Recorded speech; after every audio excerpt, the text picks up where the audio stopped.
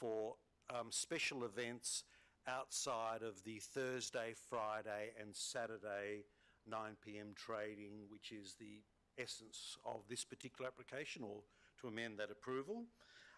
And that is simply to allow for things such as trade on New Year's Eve or Christmas Eve, or even a private function, if it was to fall outside of or on another particular weekday, and that would be up to 6 times per calendar year. Now, I'll probably circulate my revised wording and then discuss with administration during the week, but in essence, we think it would be better for there to be a log with all the necessary details to be kept by the applicants, to then be made available for inspection should there ever be a query about that. And the reason we ask for that is that we want to avoid a situation where we effectively have to go through a de facto approval process every time there is a special event, and nor should it become an administrative burden for your staff or even the applicants. The condition as it is at the moment doesn't specify who we need to contact, doesn't specify what neighbours we need to specifically contact, and nor does it specify what happens if someone doesn't like the idea. The condition should be simple, and should there ever be a concern about those events, the administration can investigate accordingly, not every single time. Through this process, we want to live and work well with the neighbours. When I say we, the applicants, rather than potentially agitate them with further communications. We do understand through the public submission period that there have been historical concerns about the operation of the restaurant, and the applicants do acknowledge, and I've got Raffaella with me tonight, that there have been some missteps, particularly early on, but they've gone about rectifying their own practices and processes. And respectfully, I say to you, as you're probably aware, you need to consider this application on its merits, and it shouldn't be in some sort of inquiry into whether particular proponents are deserving. Other than that, I thank you for your time, and I also thank you, Madam Mayor, for your participation in the mediation process together with the city staff. We thought it was very productive and helpful, and I do appreciate your views, and I may speak to you further next week. Thank you very much. Does anyone else wish to address the meeting?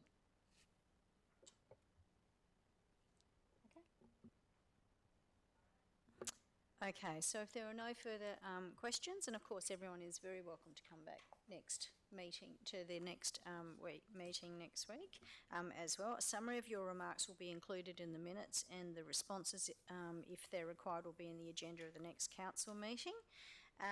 Those items are now going to be brought forward on the agenda, and so there being no further questions, I close public question time at 9 minutes past 6. Can I please confirm, Governance Manager, if any statements have been received? Yes, through you, Mayor Simon.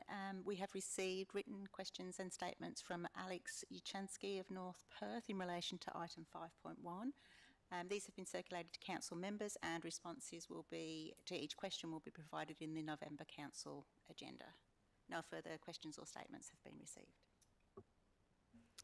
Okay, so do any councillors need to declare any conflicts of interest in relation to any items? I'm just going to see if my glasses, I can't quite see Councillor Wallace. Can I just indicate, because I don't have my other glasses as well, Councillor Wallace, if you indicate that you need to speak at any point, you may need to vigorously wave your arms around so that I can actually see you. Just thought I'd let you know. Okay. So, items to discuss tonight in addition to 5.1 and 5.2. Councillor Warner, do you have any? Councillor LaFontaine? Councillor Castle?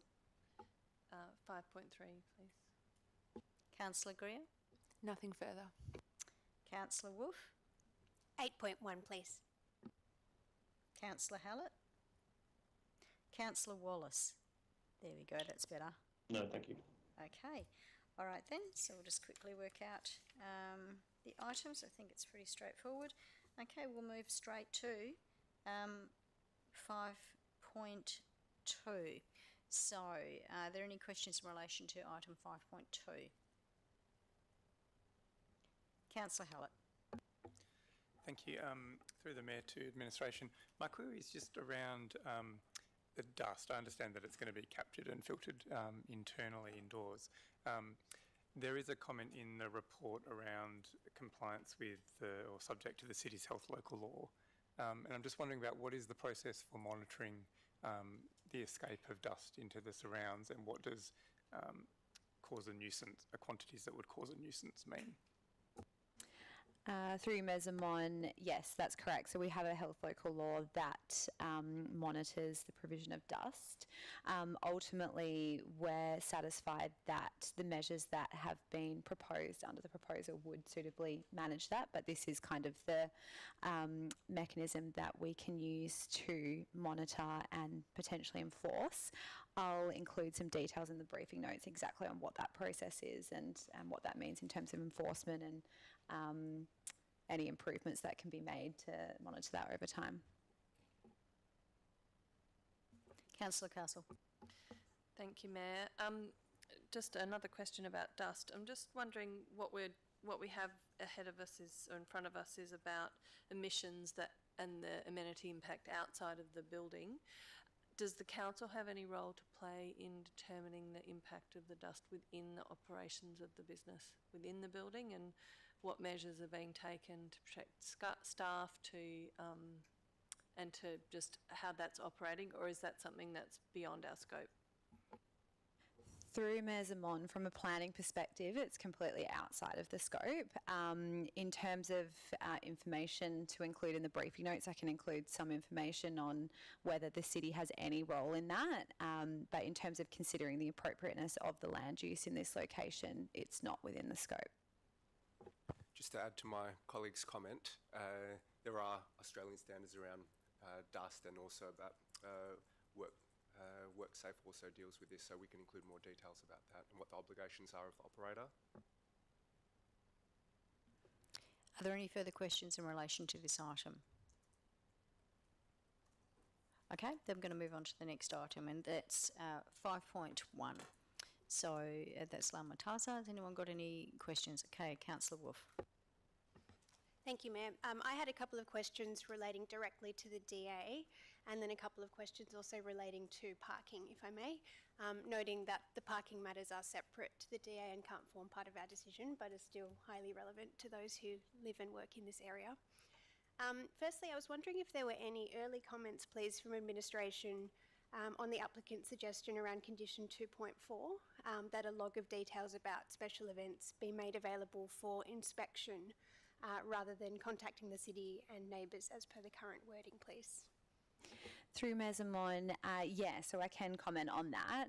Essentially, what we're trying to achieve through condition 2.1 is really that advanced notification.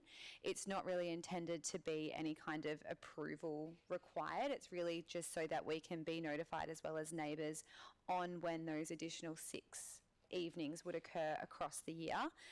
So the current wording doesn't require us to approve that, or for feedback to be provided from the community as part of that notification. It's really so that we can be aware, so if we're contacted, we can let residents or the surrounding community know that they are in compliance with their approval, but also just really for us to be proactive in tracking the number of those additional evenings across the year, rather than almost being on the back foot and reactionary, or be caught unaware. In terms of the applicant's comments on notification, or who they need to provide notification to, the wording we've included is adjoining and adjacent properties. That's consistent with a definition under our community consultation policy, but we agree it's a good pick-up by the applicant, so we'd be happy to include an advice note just defining what that means in terms of the definition, and that really is, just to be clear, all adjacent and adjoining properties, including owners and occupiers, and it's consistent with the the consultation plan in attachment 1, so we can circulate that as well. Thank you very much. I appreciate that. My next question related to signs that are mentioned in the report in relation to encouraging people to park legally, to take alternative modes of transport and to keep quiet. I'm wondering what evidence we have, if any, that these types of signs are effective at changing behaviour, please. Through you, Mayor Zamon, it may not be directly related to the signs, but we have been monitoring the number of infringements that have been issued, particularly along Venn Street over the last probably 2 calendar years since this kind of became an issue.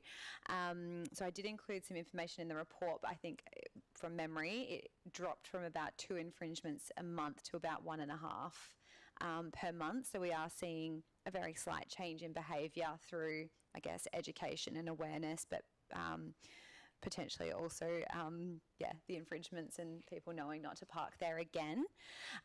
So in terms of the signs that are within the venue management plan, it is really about that education awareness over time and seeing that ongoing improvement.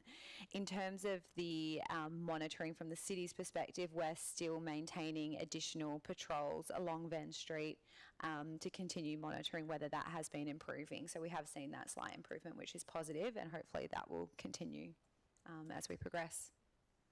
Thank you. Just a quick follow-up to the patrols out to there. If we are going to have an approval of the DA that's before us, would we likely see that uptick in ranger monitoring continue into the evening periods? Through you, Mayor Zamon, I believe we can continue it into the evening, but I'll confirm with our rangers and include that in the briefing notes. Thank you. I appreciate that. I next wanted to move to the methodology, please, for the land use classification for the purposes of noise monitoring and compliance with the noise regs. The report talked about the small bar versus the restaurant cafe classifications, but I do recall from last time that beer garden was in the mix of the discussions. I was just hoping you could clarify what happened with that, please. Through you, Mayor Zamon, yes, sure. So essentially through the amended acoustic report, the following mediation, the acoustic consultant took a completely different approach to the way they approached that methodology within the acoustic report.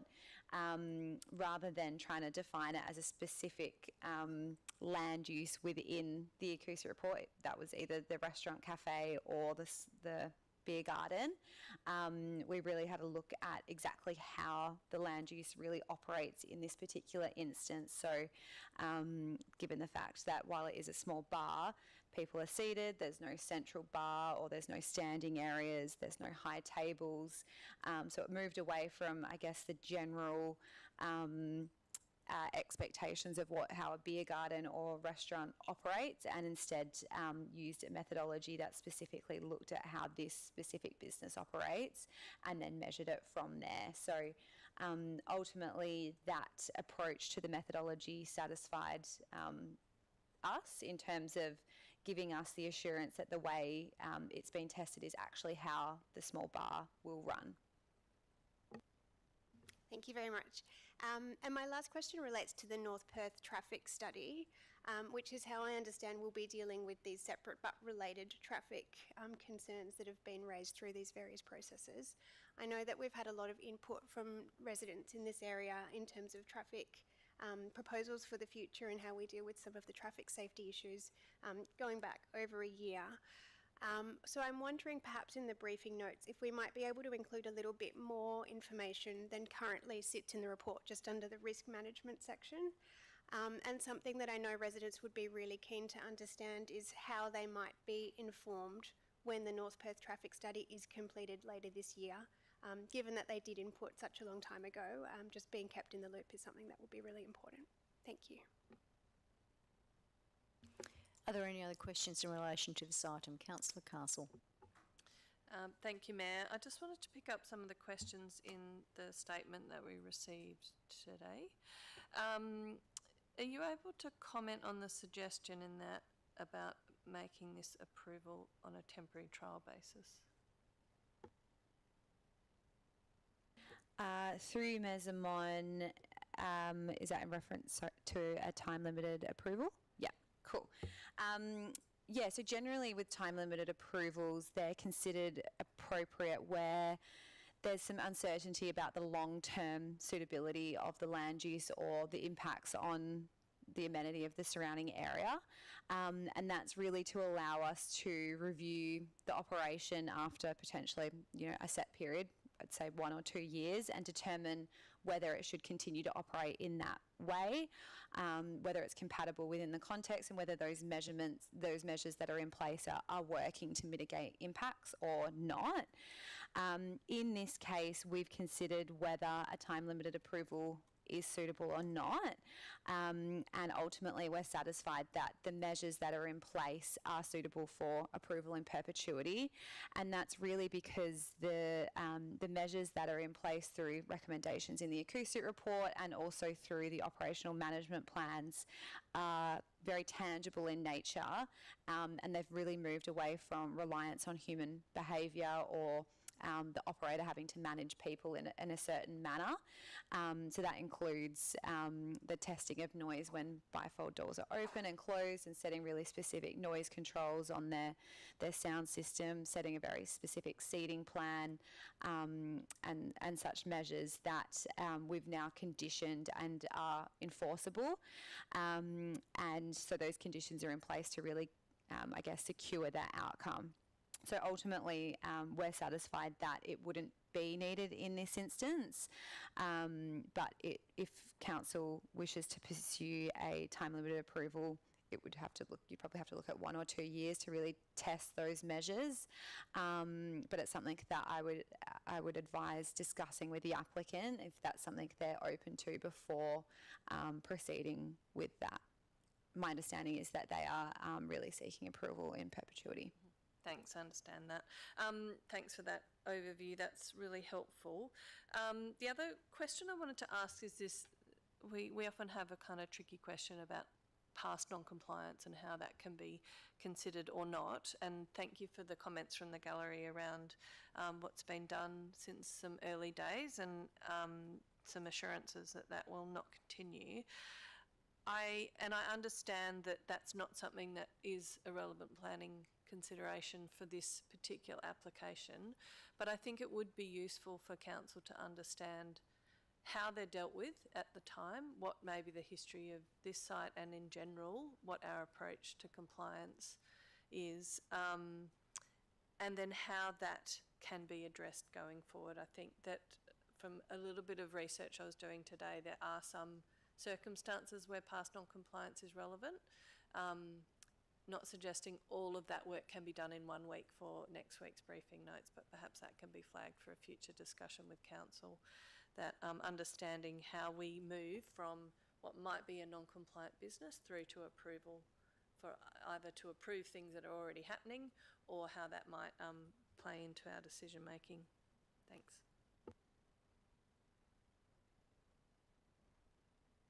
Through you, Mayor Zaman, yes, I can include some detailed information on that in the briefing notes, particularly how we've treated the previous non-compliance, but also how that factors into making your decision for this application.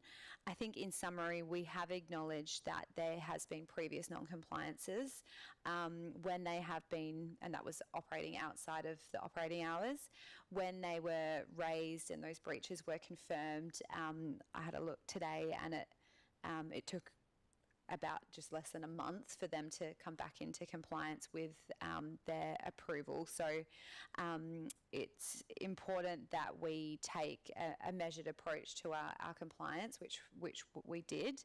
But I can give you those exact details in the briefing notes. I think the certainty that we have here for compliance moving forward is that the conditions that we've put on the approval provide those controls and safeguards for the ongoing compliance with the operational management plan and the conditions and recommendations within the acoustic reports. That really gives us the certainty. And they're all quite specific and measurable as well, so that gives us the certainty as well. But we can certainly provide some further information on how that plays into the decision making through the briefing notes. Councillor LaFontaine. Thank you, Mayor. Yes, I have a question regarding recommendation 2.4, the special event trading. It says that it's intended to accommodate the occasions such as public holidays, and I was just wanting some clarity. Could you provide clarity, please, on what the applicable decibel limits are between 7 p.m. and 9 p.m. on public holidays? I couldn't quite find that in the acoustic report. Through you, Ms. Amon, yes. I believe it was on page 14 of that item. I can confirm it specifically in the briefing notes, but the levels were consistent with Sundays in which they did comply with under the noise regs, but I can break that down for the public holidays as well. Thank you, I'd appreciate that. Councillor Greer. Thank you, Mayor Zamon. Also on the 6 nights of special events, I was just wondering if that is a common condition we've applied across Vincent, or if this would be a unique situation where we've got a venue having special event nights approval. Through you, Mayor Zamon, we have applied a similar condition in previous circumstances. The most recent was the Baker Street, don't know what it was called, music studio, sorry, don't know how to define that, where we applied a similar condition. There's a couple of venues across the city that we referenced for consistency in how we apply this condition. The Son of Life Church is a similar one as well. So there is a couple of establishments that do have that, and it's really for the flexibility to operate on Christmas Eve or New Year's Eve or the like. Excellent, thank you. And I just wanted to clarify in terms of informing the city 5 days in advance, and obviously that's still up for discussion. But just to clarify, what would the administration see of the purpose of the applicant informing the city of those events, and whose role would it be to inform the adjoining properties? Is that our role or the applicant's role? Through you, Mayor Zamon, so the 5 days in advance is really just so that there's enough time for our compliance team to be aware that the additional trading would be on, so that if we're contacted, we have that information readily available. The condition requires the applicant to notify surrounding properties, and that removes the onus from the city. So that would again be the 5 days in advance. Excellent, thank you, that was all. Are there any other questions in relation to this item tonight? Okay, so then I'll move on to the next one, which is 5.3, so the Bulwer Street, West Perth. Are there any questions? Councillor Castle. Thank you. I just have to find it in my notes. I had a question on this item about landscaping and trees, a couple of questions. I note that the soft landscaping, tree canopy are all under the deemed to comply and seeking discretion. I'm just thinking about the cumulative effect of reducing all of those requirements in this particular setting. Is there any opportunity for us to have a conversation with the applicant before next week about squeezing in a bit more? Through you, Mayor Zamon, we are open to having that conversation again. We have had that discussion with them throughout the application to really squeeze as much as possible on, and that's why, yeah, we saw an increase to unstructured planting, as well as planting out of the verge, an additional verge tree to replace the one on Bulwer Street. But we can open that discussion again to see if that is possible. Thank you, and that leads me to one of my pet subjects that you've heard me talk about before, which is on-structure planting. Do we have any information from the applicant about how that will be maintained, how we can have some assurance that it will be delivered? Because a number of the elements of discretion rely on the on-structure planting, not only for providing more landscaping but also for softening the bulk, and if that's not delivered, then we may be left with something that's pretty substandard. Through you, Mayor Zamon, yes, we can get some more information on the maintenance from the applicant in terms of whether it's through sprinkler systems or the like to reduce hand watering and things like that. And we can look to see if we can implement that in the condition. Ultimately, though, the condition does talk about the landscaping being maintained through the life of the development. So that would give us the ability to enforce compliance with the approved landscaping plan. But we'll have a look at the maintenance and see if there's anything that we can strengthen there in terms of, getting a better outcome for maintenance moving forward. Thank you. And then I can't remember where it was in the report, but there was mention of the subdivision being pending. And I'm just wondering how that plays into our decision making, because we're not the decision maker on the subdivision. Does our approval of this have any bearing on the Commission's decision, or vice versa? How does that work? Normally we wouldn't see this until after they've had their subdivision approved. Through Mayor Zamon, not necessarily. They can do the approvals either way, and that's because they're not seeking any departures to their site areas for the subdivision. So they could get their DA approval and do a subdivision later down the track. So it doesn't, in this instance, have any bearing on the approval of the subdivision. And that, it would only have an impact if they were seeking a departure to or a reduction in the minimum site area to one of the lots, or to the number of lots that they can have on site. So they can run concurrently, completely separate, and have no bearing on each other. Just to follow on from that, is there a pathway where they have this DA approved but don't need to seek subdivision and approach it as a strata? I'm not sure. Thinking as I go about that, how would that work if they decided for whatever reason not to pursue the subdivision, or if they were not successful? Does that matter to us? Through you, Mayor Zamon, in terms of the built form outcome, not necessarily. They could operate it as, generational living or the like, where they don't subdivide until many years later or just never do. So in this instance, I would say no. My understanding is, though, that they are proceeding with the subdivision. It's just taking them time to clear conditions and move through that process. So there isn't really any reliance on that subdivision getting approved to confirm the acceptability of this application. Councillor Wolf. Thank you, Mayor. I'm hoping administration could please provide some comments on the removal of the 6 trees. I was particularly keen to understand, please, the size differences between the trees that will be lost versus those that would be planted, and the efforts that were made to retain more than one existing tree, please.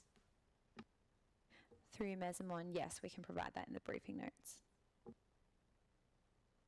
Councillor Graham. Thank you, Mayor Zamon, and thank you to my fellow councillors for asking lots of questions about the trees, which I am also concerned about. Another concern I have got is around the natural ventilation requiring discretion. I was just hoping we could talk through what would be deemed standard or not requiring discretion, and how the conditions that have been put in place would actually enable sufficient ventilation in the administration's opinion.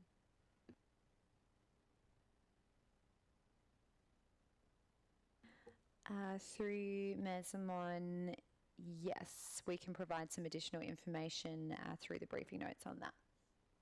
Excellent. It's just in reading it, trying to understand, it seems like the condition is they will have an open window that's available, but just any more information that can be provided. Thank you for that. My next question just relates to Lot B. In the report, there was a comment how through the DRP process that Lot B lacked usable outdoor space. I'm just hoping to understand how we feel that has been addressed through the back and forth process. Through you, Mayor Zamon, yes, we'll include the details in the briefing notes. Excellent, thank you. I think through my understanding of the briefing notes, it partly was addressed by having more outdoor space on the top of Lot C, and I just wanted to confirm that all residents would be able to access Lot C, or if it's just if Lot B would basically be able to access the rooftop of Lot C to enjoy the outdoor air. Sorry, through you, Ms. Mon. No, so they are completely private spaces. So Lot C would have the 2 individual private spaces, and then Lot A and B would not have access to the rooftop terrace. Thank you. I think I want to acknowledge at this point the work of the DRP. I think they've taken it through a really good process in terms of feedback, but still from the plans submitted on the 4th of December, there's still some concerns to the DRP, particularly around built form and scale. And I was just hoping to understand the difference between the DRP's recommendations of perhaps it's not quite green in the box yet, compared to how administration believe that we've got an acceptable built form and scale in this development. Through you, Ms. Amon, yes, that's correct. I think ultimately when looking at this proposal, it was really about balancing the current context of the surrounding area with our desired future context of the area, particularly because we haven't seen development at this scale on this part of Bulwer Street. Certainly further to the east across Fitzgerald Street, we have seen greater heights and buildings up to the boundary, and I guess more contemporary styles being introduced. But the current context of this area is, still relatively low density. So when we were looking at the built form and scale, we've really needed to balance, I guess, that what we're seeing in the current context with what we're really trying to achieve. There is a couple of examples where there are similar built form outcomes, such as directly across the street on Gallop Street, and a couple of others on Bulwer Street where upper floors, for example, are sitting in line or forward of the ground floor, and there's some more contemporary styles emerging as well. So that's really what we've needed to balance, but we've also had a look at the overall design and the way that they've broken down that bulk and scale to surrounding properties as well. So I guess we've had to take that, or we have taken that a little bit more of a holistic approach to balancing the built form outcome with what we're ultimately trying to achieve in this area.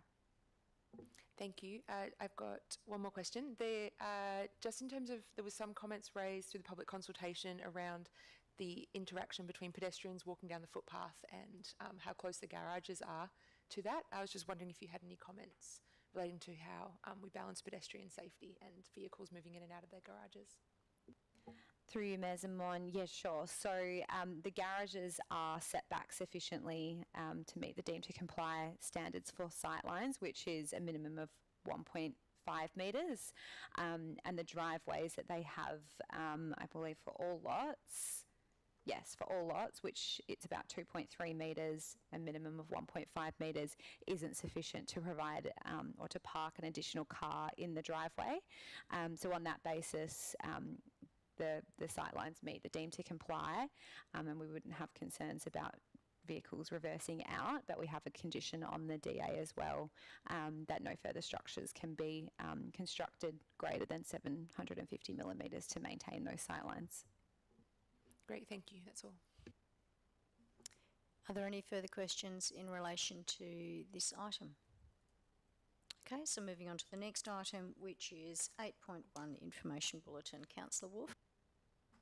Thank you, Mayor. It will be no great shock. My question relates to the preliminary hearing of the Angrove Street SAT appeal, please. Community members were expecting, based on Judge Jackson's advice, a decision to be handed down in September, noting it's now the 30th of September. I was hoping to clarify, please, exactly how community members will be notified on an outcome, and if this is via email, could they expect the email to be received on the day the decision is handed down, please? Through you, Mayor Zaman, communications with residents have been through emails to date, and so I would suspect that would be the form of notification. Typically the city's officers, once notified of the decision, would release those communications. It may not be that day because it depends on when we receive that, but it would be as soon as possible. But I can confirm with a little bit more detail maybe in the briefing notes how we intend all channels of communications to release that information once received. Thank you, that would be great, and I suspect that would stop a lot of anxious refreshing of the SATS website across the City of Vincent. Thank you. Okay, are there any further questions in relation to 8.1? Okay, so I thank the public and the live stream viewers, and I close the meeting at 6:41. Thank you.